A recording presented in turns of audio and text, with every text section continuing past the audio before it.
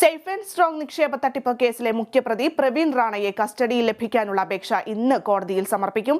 10 ദിവസത്തെ custody അപേക്ഷയാണ് police നൽകുക. അതിനിടെ പ്രവീൺ റാണയെ നായകനാക്കി സിനിമയെടുത്ത പോലീസ് ഉദ്യോഗസ്ഥനെ സസ്പെൻഡ് ചെയ്തു. ചോരൻ എന്ന സിനിമയുടെ സംവിധായകനായ ASI സാന്റോ തട്ടിലിനെയാണ് തൃശൂർ റേഞ്ച് DIG സസ്പെൻഡ് ചെയ്തത്. ഇന്ന് തൃശൂർ അഡീഷണൽ ജില്ലാ കോടതി പോലീസിന്റെ കസ്റ്റഡി അപേക്ഷയ്ക്കൊപ്പം പ്രവീൺ റാണയുടെ ജാമ്യാപേക്ഷയും പരിഗണിക്കും. പ്രവീൺ റാണയെ ചോദ്യം ചെയ്യാൻ 10 ദിവസത്തെ കസ്റ്റഡി അപേക്ഷയാണ് പോലീസ് നൽകുക.